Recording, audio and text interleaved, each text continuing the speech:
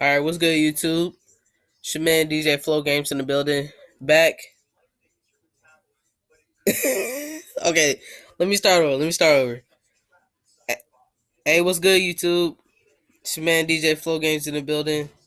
Back with another video, and today we're gonna be watching. Well, you see it. Young Don the Sauce God teased for where I live. I think he meant to say from. I don't get it, but hey, let's just hop straight into it. This is the first video I'm reacting to Young Don the Sauce God. So let's get it, and make sure to like, subscribe, hit the notification bell, and be safe. And God bless you. And let's get into this video. And then from behind me, I hear, Lord Donald, that's where you live? The things say you live somewhere nicer than that. Lord Donald, really, that's where you live, dog? Rotten. I turn around, and there's this group of kids laughing at me. And I don't know what to do. I don't know what to do. Yeah, oh man, that's crazy. Do you like video games, anime, Yeah. magic, Breath of the Wild, Avatar, not spending money? Well, if you said yes to any of those things, then you're going to love today's sponsor, Genshin Impact. A brand new, completely free-to-play, massive open-world Japanese RPG It looked like a game good game. available on PC, I'm pretty sure Android, everybody should play it. iOS, and PS4. Now, when it comes to combat, right, you have a beautiful combination of elemental and melee attacks to pick from. There's 7 elemental powers total. Every character gets 1. But Don't mind the seeing that there noise are in the 24 background. playable characters to unlock, you'll get a chance to experience them. When you get the game, try this out, right? Start off with your fire character, then switch to the wind character for the Wombo Combo Deluxe Fire Tornado Swirl action. Tell you, man, this look like a good game. I might even play it. I might even get it. Style, each character having their own unique storyline. And at level 16, you unlock co-op mode, which allows you to team up with up to 4 of your friends cross-platform. As a part of the global launch, there are several events where you can unlock high-level characters and rare items such as the People's Choice event and the Wings of Companionship event, where you can unlock the 4-star character Zhang Ling and the Wings of Companionship glider respectively. Now, you can spend money on this game, but I guarantee you that you can also spend hundreds of hours playing this game, never running out of things to do without spending a dime. So, use my link in the description and download this game today. Thanks to Genshin Impact for sponsoring this video, and thank you for supporting. Hey, we love you, man. Man, I hate ads. Let's hop into this video. Children can be cruel. In fact, I dare say that most of the dysfunction and insecurities we carry with us into adulthood are the results of things that happen to us as children, often at the hands of other children. The cruelest thing I think that kids do to each other is just let y'all know, don't tease mind each the other for noise in things the background. that they have absolutely no control over. You know, height, skin color, the kind of clothes their parents can afford to give them. It's fucked up. And that's true. I agree. It happens to us kids every time, man. Helps you build thick skin, and you need that in life because at times the world can be a very cold and unforgiving place. But does that justify children being mean to other children? I don't know. Personally, I got my fair share of shit growing up. I fell and knocked out my 2 front teeth almost as soon as I got them. Dang. So I didn't have any front teeth from nursery school age until like the 2nd grade. And when they came in buck and crooked. So I got bare crooked teeth jokes all the way I'm not like gonna laugh at the 5th that grade when I because started. I knocked my front teeth out They were too. still crooked as shit, but I embraced it. Kinda. I got big feet jokes. I got ugly feet jokes. Oh, God. Niggas made fun of my hairline. They said my head was big. And I wasn't short as a kid, but I wasn't tall. And I was skinny. So big kids thought they could push me around, which is why as a kid, I just tried to be everyone's friend. And to top it off, my mom would buy these big-ass backpacks every year, even though I would tell her not to specifically buy me JanSports. And she would never do it because she said that they were expensive while being poorly made. And she wanted me to value things based on their quality instead of their popularity. Which is true, but still lame. But of I don't know everything what that I'm I've ever doing right been now. teased about, there was Man. one thing that really bothered me when it happened. And I think it was because it was based around a lie. See, like when I got teased for my crooked teeth, I would go home, look in the mirror, and say to myself, yeah, these some crooked ass teeth, nigga.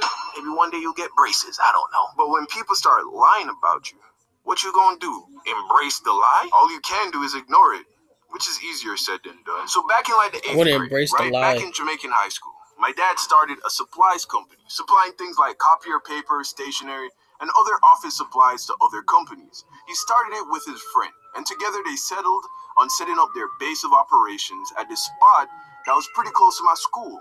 So one day, he picks me up from school and tells me that he's gonna stop by the office on the way home and show me the new place. So we're driving down from school, down this main street called Hope Road, the same way we always drive to get home. We're like 3 minutes down the road from school, and then my dad makes a right onto this property that I had never noticed. Alright, guys. I'll be right back. Alright, we are back. Noticed before. I'm talking, Had I've to been go to the down this bathroom. street hundreds of times at that point. Never once did I notice this property, and that's probably because the small entranceway was hidden by an overgrowth of bushes and shrubs. So we drive down this dirt road and park in front of this large one-story building, which was clearly a house, not an office building.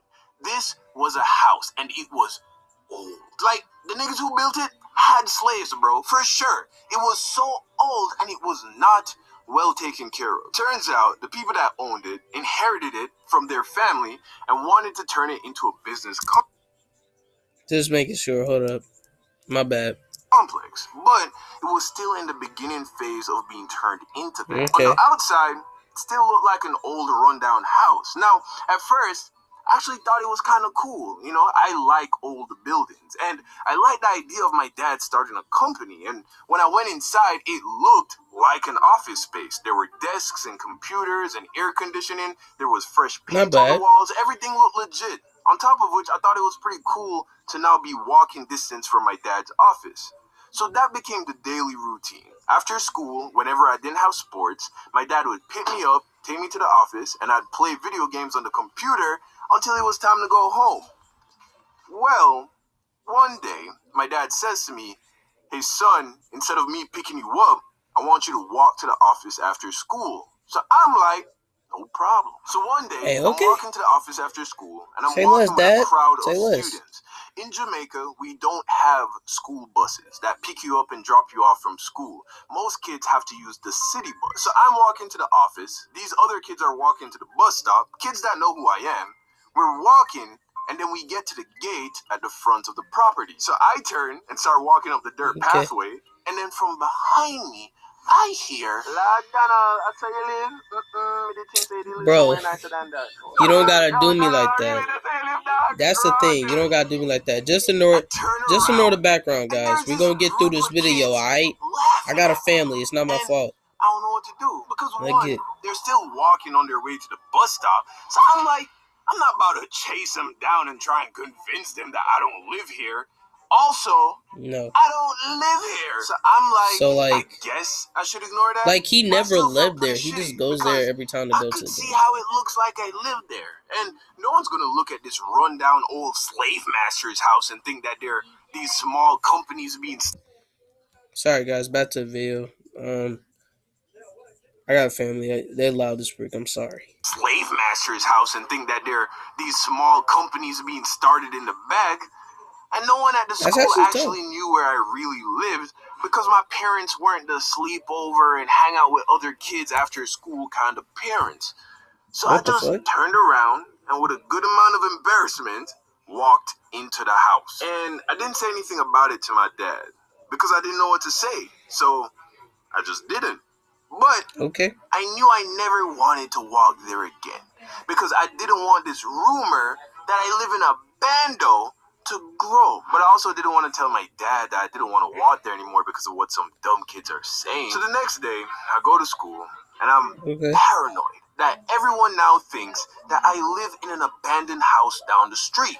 Every chuckle I hear, every whisper, I think is some kid roasting me about living in a dump. And I already wasn't the most confident kid in the 8th grade, so it made me feel insecure. And now the school bell at the end of the day went from being my favorite sound to being the sound I hated the most. I came up with all these ways to avoid people finding out about the house. Sometimes I would just sit and wait after school for as long as I could, so that most of the kids would have already taken the bus home. I tried to always walk by myself, and if I saw someone that knew me, I would just walk in a way where they couldn't see me. And then, as soon as I turned the corner onto the property, I would run to the house door, trying to get inside before anyone He I just knew hides in the bushes walked and runs by. to the I was house. putting myself through so much just to avoid people finding out something about me that wasn't even true. And that's how I operated the entire rest of the school year. The next school year, though, my little sister started 7th grade at my school. And now after school, I had to walk her to the office. That changed everything. Because now it wasn't about worrying about people spreading rumors that I lived in some rundown house down the street. Now it was about making sure my baby sister got to my dad's office safely. Also, my little sister looked up to me, and if she sensed that I was insecure about the house, maybe then she would start feeling embarrassed about it too. And I didn't grow up with a big brother to teach me the importance of masculinity and stoicism. But despite being divorced from my mom, my dad did teach me enough to know that it's important that the women in your life never see you as weak or scared, even in the moments that you are weak and scared, because that's just what men are supposed to do. So the very first time I walked with my sister, she wanted us to walk with a group of kids she knew. So we're walking up the street, and then as we get to the gate, surrounded by people who knew both of us, instead of wanting to hide, I walked with my back straight, my chin held high, and as if nothing was wrong with this picture. Just ignore them in the background. Nothing was wrong with that picture. And I don't know if my sister even sensed it, or if she was just already mature enough to know that shit like this didn't matter. But she looked comfortable and like she didn't have a care in the world. And that's all that mattered to me. And I noticed I heard no snickering, no laughing, and it made me think, why the did I ever let that shit bother me in the first place? And from that day on, that's true. It never did. I never explained myself. I'd walk with my friends sometimes, and if anyone ever asked me why I'm walking in there, I'd just say, this is where I go after school. And then that was it. There are a lot of morals that you can take away from this. But the one I want to focus on is that when someone tries to gain popularity at the expense of someone else, it's because they believe that the only way they can lift themselves up in the eyes of others is by putting someone else down. And that is a true mark of someone who feels inadequate. So take solace in that, and know that more than likely, it's because you have something that they wish they had. Let's go. Yes, sir. Yes, sir, guys. All right, see y'all later.